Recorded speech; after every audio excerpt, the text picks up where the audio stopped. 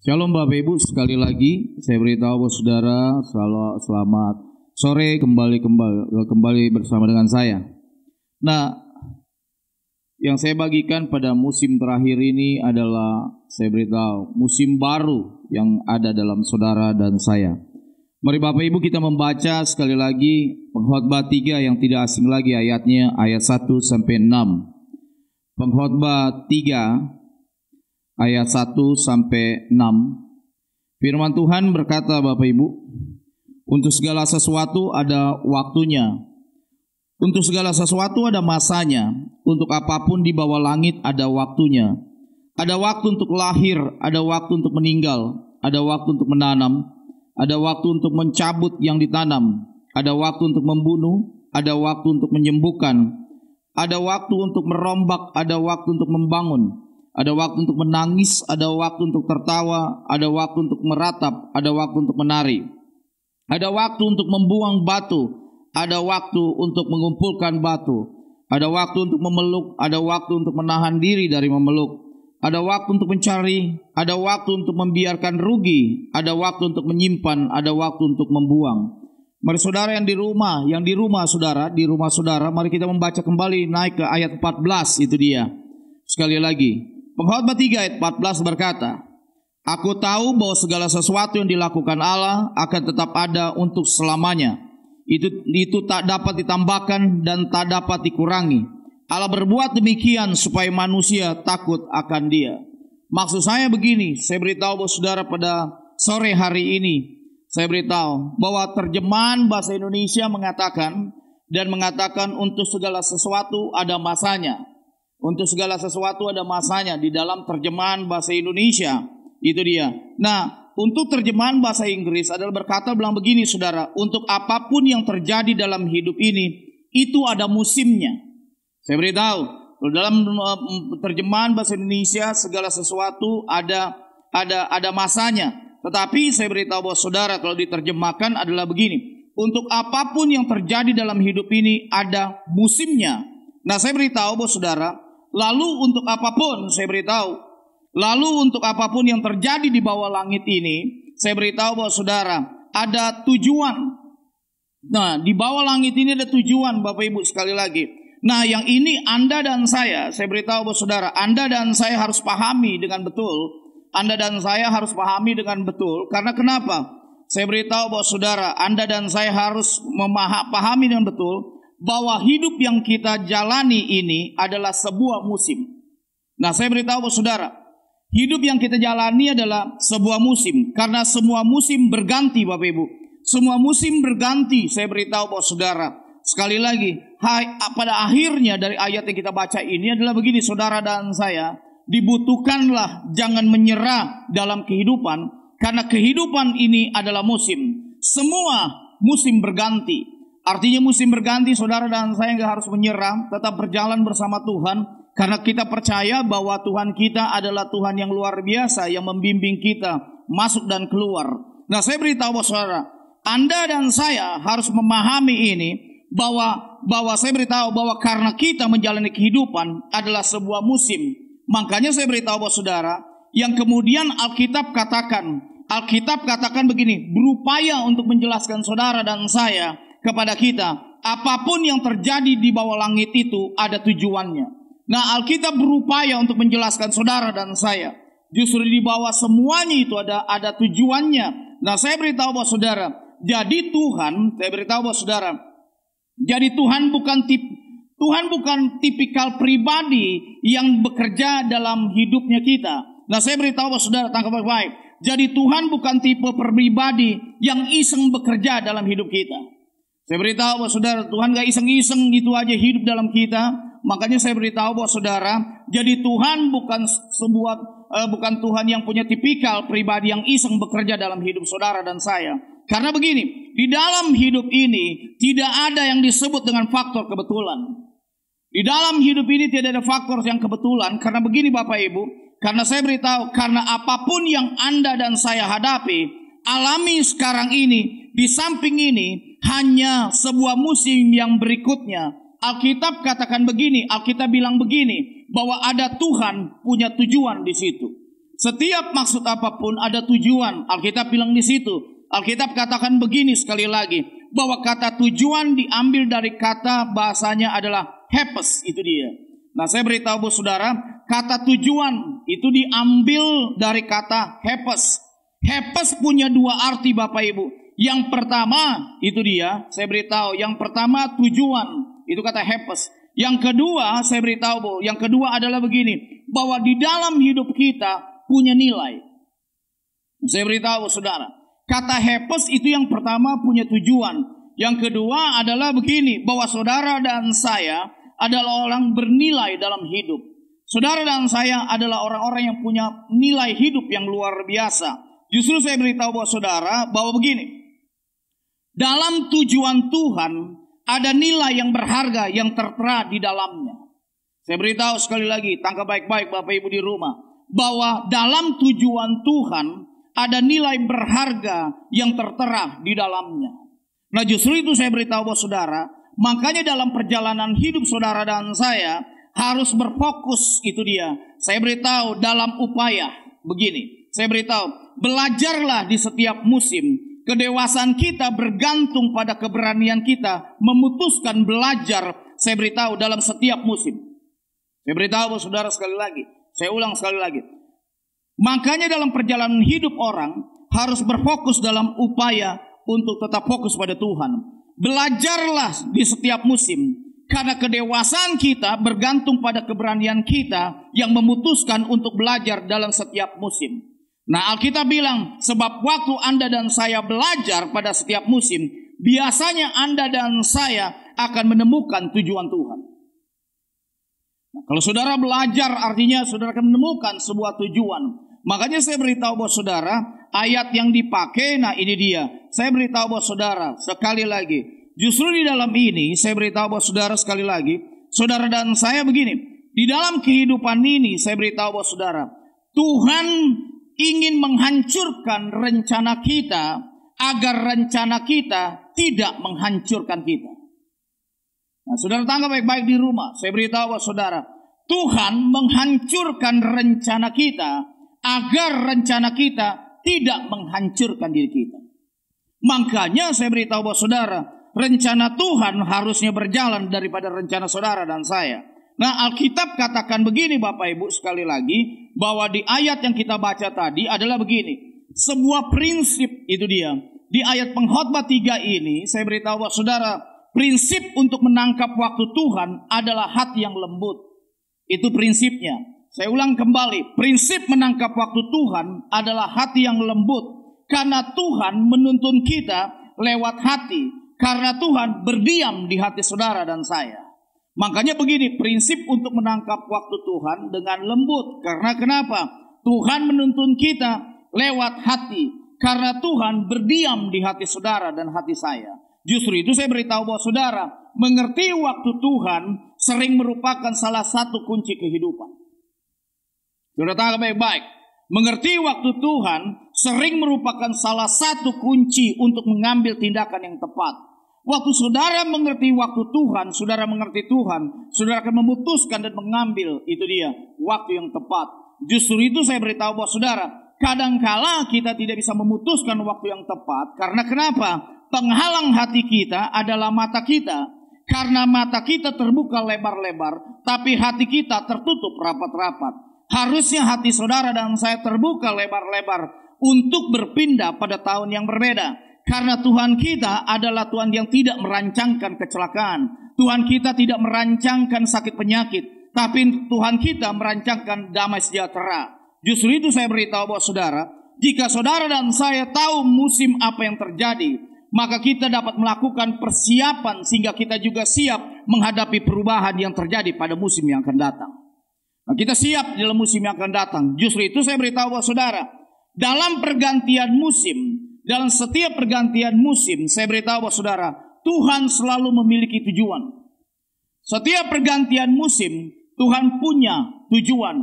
Yang pertama, saya beritahu bahwa saudara, tadi ayat yang saudara baca, ada waktu untuk membunuh. Nah, ada maksud kata membunuh. Saya beritahu bahwa saudara, maksud kata membunuh adalah Tuhan mau mengintervensi dan menghancurkan sesuatu dalam hidup kita yang dapat dihancurkan. Artinya dari ketidakbenaran kepada kebenaran, sehingga meningkatkan supaya kita berkualitas.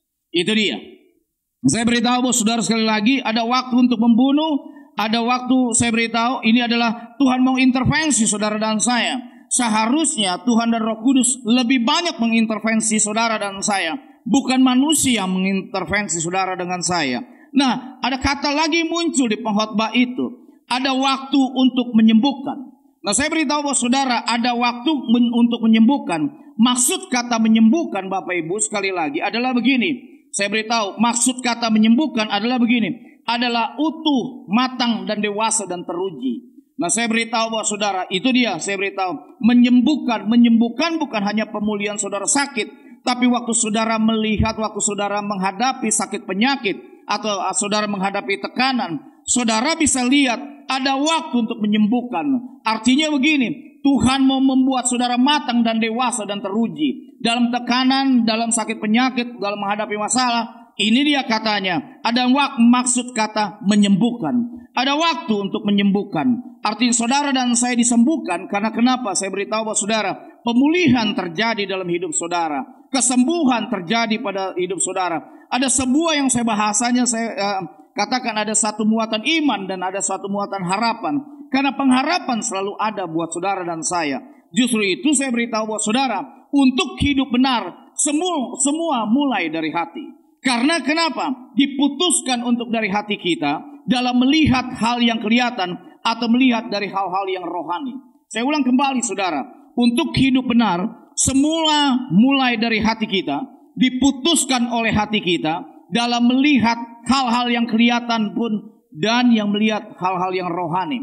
Justru itu saya beritahu bahwa saudara, kedewasaan seseorang dinilai bukan dari seberapa banyak yang ia tahu, tetapi dari seberapa banyak ia telah berubah dari pengetahuannya. Nah, saya beritahu bahwa saudara sekali lagi, Bapak Ibu saudara yang di rumah, kedewasaan seseorang dinilai bukan dari seberapa banyak yang ia tahu, tetapi dari seberapa banyak ia telah berubah dari pengetahuannya. Cara pikir kita dan cara pandang kita harus berubah. Dan cara bagaimana kita melihat dan memandang waktu kita mengalami tekanan dan sakit penyakit. Kita bisa melihat bahwa Yesus lebih besar dari tekanan saudara. Yesus lebih besar dari masalah saudara. Yesus lebih besar dari sakit penyakit saudara. Problemnya cara pikir kita harus berbeda. Bahwa Tuhan lebih besar dari segalanya. Justru itu ada musim yang luar biasa. Kalau saya boleh bilang kepada saudara, waktu apakah sekarang ini? Waktu pemulihan. Waktu apakah saudara sekarang ini? Waktu pemulihan. Saudara dan saya punya waktu untuk dipulihkan. Nah, saya beritahu sekali lagi, saya beritahu buat saudara, ada kata muncul, ada waktu untuk merombak, ada waktu untuk membangun. Maksud kata merombak dan membangun adalah begini. Saudara dan saya menemukan cara untuk membangun hubungan yang baik dengan Tuhan. Justru itu saya beritahu buat saudara, ada waktu untuk merombak, ada waktu untuk membangun. Maksud kata merombak dan membangun adalah dengan cara membangun hubungan yang baik dengan Tuhan. Nah, itu dia, kita mesti rombak itu, kita mesti bangun kembali. Saya dan saudara harus merombak itu caranya. Artinya saya beritahu buat saudara, sekali lagi, tanpa perenungan, prinsip hidup kita tidak terbentuk. Perenungan. Nah, saya beritahu buat saudara, berbeda perenungan dan merenung. Kadang-kadang manusia merenung tiap hari, merenungkan nasib gitu aja. Tapi Tuhan ajar kita, bukan merenung, tapi perenungan. Artinya, saudara bisa menangkap pewahyuan tahun depan, apa yang terjadi dalam hidup saudara, apa yang Tuhan mau kerjakan dalam kehidupan saudara dan keluarga saudara dan gereja saudara. Nah, saya ajak saudara, tanpa perenungan, prinsip hidup kita tidak terbentuk. Dan kita tidak akan menghasilkan hal-hal yang penting. Banyak hal yang terbuang. Makanya saya beritahu saudara, di dalam kehidupan, saudara dan saya harus mengurus yang penting, bukan urus yang lain. Justru itu saya beritahu saudara, kalau saudara dan saya menghargai musim, saya percaya di Pengkhotbah 3 ayat 2-8, saudara akan menemukan itu dia. Dalam ayat-ayat itu, ada yang disebut dengan musim menangis. Saya beritahu saudara, saya beritahu Pengkhotbah 3 ayat 2-8, saudara akan menemukan dalam ayat-ayat itu ada yang disebut dengan musim menangis, musim meratap, musim kehilangan, musim rugi, orang tolak realita. Padahal dari sejak awal, sebelum Salomo menjelaskan tentang musim, ada 28 musim dalam kehidupan. Ada 28 musim dalam kehidupan. Saudara baca di pengkhotbah. Saya beritahu bahwa saudara, kadang-kadang orang tolak realita. Padahal dari sejak awal sebelum Salomo menjelaskan tentang musim, 28 musim dalam kehidupan. Nah, saya beritahu bahwa saudara, selalu dia memulai dengan apa? Salomo memulai dengan ayat 1 sambil berkata begini, dalam menangis itu ada tujuan. Dalam tangisan ada hal-hal yang bernilai untuk dipelajari. Saya beritahu bahwa saudara, sekali lagi, saya ulang kembali saudara. Dan saya beritahu, Salomo memulainya dengan ayat 1 sambil berkata, dalam menangis itu ada tujuan, dalam tangisan ada hal bernilai untuk dipelajari, dalam ratapan ada tujuan, ada nilai yang berharga untuk dipelajari, dalam kehilangan atau bahkan rugi ada tujuan di situ. Saya beritahu bahwa saudara, ada nilai yang berharga dipelajari. Ternyata begini Bapak Ibu, saya membaca ayat itu, ternyata begini, semua orang yang berfokus kepada kebenaran dari kerangka berpikir ini akan menjadi tambah lama, tambah matang dan dewasa. Tambah matang, tambah dewasa. Saya beritahu bahwa saudara tambah dewasa dan tahu bagaimana bersikap di sini menghadapi hidup, karena ternyata kita ditemukan lebih banyak adalah maksud baik Tuhan. Saya beritahu saudara, ada maksudnya Tuhan yang baik. Kalau Tuhan sedang merubah saudara dan saya, saudara sedang mengalami tekanan apapun, itu ada maksud Tuhan yang baik. Saya beritahu bahwa saudara, saya ajak saudara pelan-pelan. Di balik sebuah peristiwa-peristiwa yang kita tidak menyenangkan secara daging, pahamilah dari sejak awal, saya beritahu Bapak Ibu, Tuhan sudah berkata, Dia tidak pernah merancangkan kecelakaan bagi Anda dan saya. Semua rancangan Tuhan berakhir selalu dengan kisah yang manis. Selalu berakhir dengan kisah yang manis. Saya beritahu bahwa saudara, kalau saudara hidup di dalam Tuhan, ada sebuah peristiwa-peristiwa, perjalanan-perjalanan selama setahun dan tahun itu berganti. Saya beritahu, ada kisah manis selalu di situ. Tidak ada berakhir dengan kisah yang tidak enak, saudara. Karena di balik, saya beritahu semua, di balik semua peristiwa, kalau kita hidup dalam Tuhan, pasti ada kemenangan. Karena kenapa saya beritahu bahwa saudara, sekali lagi Anda tangkap baik-baik, Anda dan saya akan menikmati kegemilangan di masa depan. Ya, karena begini, anak Tuhan yang tahu musimnya, dia akan tahu ke depannya. Karena prinsip dia adalah satu, bahwa Tuhan adalah tetap Tuhan buat dia. Dia tidak pernah berubah dari dulu sampai sekarang. Justru ini dia, saya beritahu, hidup adalah musim. Bapak Ibu catat baik-baik di rumah, hidup adalah musim. Hidup adalah pembelajaran terhadap menemukan tujuan Tuhan. Nah, saya ulang kembali. Hidup adalah pembelajaran terhadap menemukan tujuan Tuhan. Dan menemukan nilai berharga untuk dipelajari. Setiap peristiwa-peristiwa ada sebuah nilai yang perlu dipelajari buat saudara dan saya. Karena bukan apa-apa, saya beritahu bahwa saudara, kenapa saya katakan tadi bahwa begini, bahwa di dalam kehidupan, saya beritahu bahwa saudara sekali lagi, di dalam kehidupan, saudara dan saya diciptakan ada sebuah yang namanya begini, sukses merupakan proses dan progres. Kalau saudara benar-benar mau diproses, saudara akan menikmati sebuah kemenangan demi kemenangan. Karena kenapa saya beritahu bahwa saudara, coba saudara lihat di Alkitab saudara, ada ayat yang berkata begini di Pengkhotbah 3. Ada waktu untuk menangis, ada waktu untuk tertawa. Nah, saya beritahu saudara, ada waktu untuk menangis, ada waktu untuk tertawa. Saudara catat di rumah baik-baik. Di dalam keadaan tidak menyenangkan, kita akan mudah merenung daripada dalam keadaan menyenangkan. Saya beritahu saudara, di dalam keadaan tidak menyenangkan, kita akan mudah merenung daripada dalam keadaan menyenangkan. Saya beritahu saudara, kebiasaan merenung akan membawa kita jauh lebih dewasa dalam bersikap. Nah, saya beritahu saudara, kebiasaan merenung itu saya beritahu saudara akan membawa kita jauh lebih dewasa dalam bersikap sehari-hari. Karena kenapa? Hidup saudara penuh dengan pewahyuan.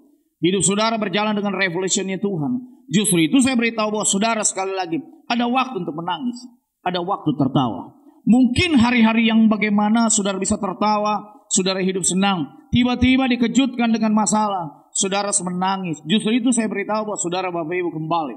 Ini dia luar biasa. Di dalam keadaan tak menyenangkan, kita mudah merenung daripada dalam keadaan menyenangkan. Orang kalau sudah senang, sekali lagi, kadangkala dia nggak perlu merenung lagi. Tapi dikala kita dituntut Tuhan adalah sebuah panggilan yang namanya begini. Waktu kita sedang menghadapi krisis, sakit, penyakit atau apapun, kita sebenarnya lebih gampang merenung. Bahwa di situ kita bisa melihat bahwa kita akan lebih dekat lagi kepada Tuhan. Karena kenapa? Saya beritahu saudara, setiap di balik masalah, setiap di balik peristiwa, selalu ada tujuannya dalam Tuhan. Karena di situ ada kisah manis, itu dia. Saya beritahu saudara, ujung-ujungnya saya beritahu saudara, waktu saudara susah Tuhan buka jalan. Waktu saudara sakit Tuhan sembuhkan. Waktu saudara terjepit dia buka jalan. Justru itu saya beritahu, Tuhan kalau tolong saudara dan saya selalu dalam keadaan the last minute. Di saat-saat terjepit, di situ Tuhan turun tangan. Karena manusia nggak bisa bikin apa-apa lagi. Hanya Tuhan yang bisa bikin sesuatu itu. Justru saya beritahu buat saudara, ada waktu untuk membuang batu. Ada waktu untuk mengumpulkan batu. Saya beritahu bahwa saudara, bagi orang dunia selalu bilang begini, ini orangnya batu banget gitu aja. Artinya keras kepala. Nah, kalau buat Alkitab, dia bilang begini, ada waktu untuk membuang batu, ada waktu untuk mengumpulkan batu. Maksud kata batu adalah kekuatan Bapak Ibu. Kekuatan. Jadi artinya begini, ada waktu di mana kita menguji kekuatan kita. Artinya begini, apakah iman saudara, saya beritahu bahwa saudara berfungsi atau tidak? Waktu saudara mengalami tekanan atau masalah sakit penyakit, saudara katakan dalam nama Yesus sembuh. Dalam nama Yesus pasti dibuka jalan. Itu uji kekuatan. Uji kekuatan bukan karena fisik saudara kuat. Uji kekuatan bukan karena uang saudara banyak. Dan saudara bisa menjatuhkan orang lain atau orang susah di bawah saudara. Tidak, bukan. Saya beritahu, di sini dia katakan, ada waktu untuk membuang batu, ada waktu untuk mengumpulkan batu. Artinya begini, maksud kata batu adalah kekuatan. Ada waktu di mana kita menguji kekuatan kita. Artinya begini, apakah saudara tetap kuat bersama Tuhan atau saudara merasakan kuat dalam diri saudara? Justru Tuhan katakan begini, bahwa bermegahlah di dalam Dia. Saya beritahu bahwa saudara, tangkap baik-baik Bapak Ibu pada sore hari ini. Saudara bercatat ini baik-baik di rumah. Hanya orang yang pernah gagal atau kalah yang akan menghargai arti keberhasilan atau kemenangan. Itu dia. Saudara catat baik-baik. Hanya orang yang pernah gagal atau kalah yang akan menghargai arti keberhasilan atau kemenangan. Orang akan menghargai kalau saudara pernah gagal. Artinya begini, saudara yang pernah takut gagal. Karena saudara tidak sendiri gagal. Saya beritahu bahwa saudara, sekali lagi, langkah awalnya tidak mengenakan, tapi langkah akhirnya mengenakan. Justru saya beritahu bahwa saudara, hanya orang yang pernah gagal atau kalah yang akan menghargai arti keberhasilan atau kemenangan. Makanya saya beritahu bahwa saudara, jangan pernah takut saudara pernah gagal. Jangan pernah takut bahwa saudara tidak sendiri. Itu dia. Sekali lagi, tidak sendiri mengalami sakit penyakit. Saudara tidak sendiri mengalami krisis. Karena kenapa? Bukan berarti kita suka krisis orang lain dan menari dalam penderitaan orang. Tidak. Karena kenapa? Saya beritahu, Tuhan kalau menguji kita tidak melampaui kapasitas kita. Sekali lagi, saya beritahu buat saudara. Makanya saya beritahu buat saudara pada sore hari ini, saya bilang buat saudara, tujuan akhir Tuhan membawa kita mengalami pergantian musim adalah ini dia. Saudara catat baik-baik saudara.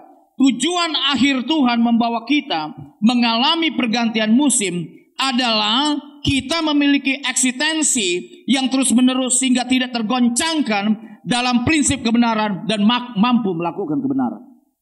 Itu harusnya. Saya beritahu saudara, tujuan akhir Tuhan membawa kita mengalami pergantian musim, sekali lagi adalah memiliki kita eksistensi yang terus-menerus sehingga kita tidak tergoncangkan. Karena saudara dan saya menerima kerajaan yang tidak tergoncangkan.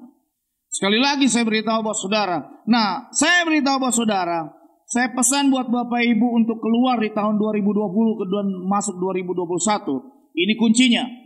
Saat masa senang datang, manusia justru harus belajar takut akan Tuhan. Saya ulang kembali. Saat masa senang datang, manusia justru harus belajar takut akan Tuhan. Waktu susah, saudara, Kadang-kadang orang bilang begini, udah susah takut Tuhan dong. Enggak, saya beritahu, di masa sekali lagi, saat masa senang datang, itu masa senang datang kepada saudara, manusia justru harus belajar takut akan Tuhan. Semakin saudara diberkati, semakin saudara takut akan Tuhan. Semakin manusia tertekan, saudara juga harus takut akan Tuhan. Justru itu pada sore hari ini saya beritahu bahwa saudara, ada kunci yang luar biasa.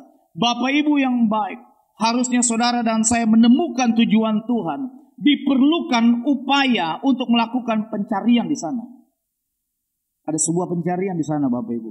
Makanya saya beritahu bahwa saudara, sekali lagi Bapak Ibu, menemukan tujuan Tuhan diperlukan upaya untuk melakukan pencarian di sana.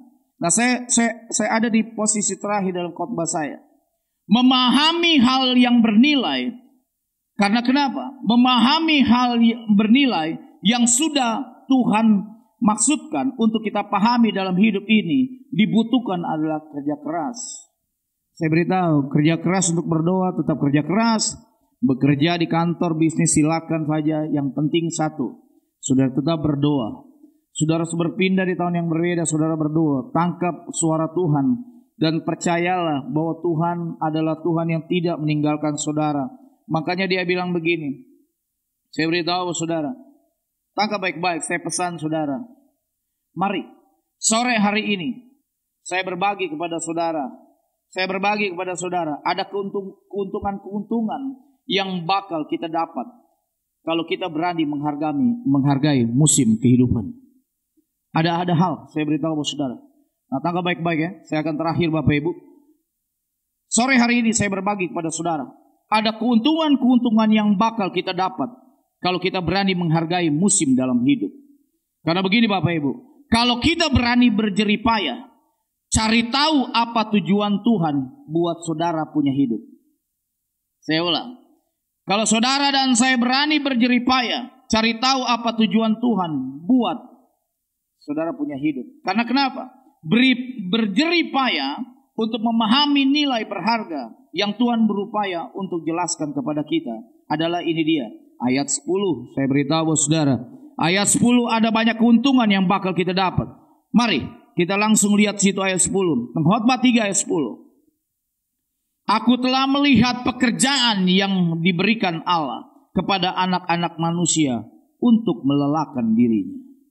Nah, di situ ada keuntungan-keuntungan. Justru saya beritahu bahwa saudara, ayat 11 dia bilang begini, ia membuat segala sesuatu indah pada waktunya. Bahkan ia memberikan kekekalan dalam hati mereka.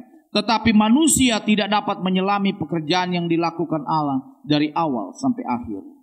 Saya beritahu justru ayat 14 luar biasa. Bapak Ibu yang di rumah bacalah Pengkhotbah 3 ayat 14. Dia bilang begini, aku tahu bahwa segala sesuatu yang dilakukan Allah akan tetap ada untuk selamanya. Itu tak dapat ditambah dan tak dapat dikurangi. Allah berbuat demikian supaya manusia takut akan Dia. Nah, terjemahan bahasa Indonesia bilang bahwa segala sesuatu ada masanya.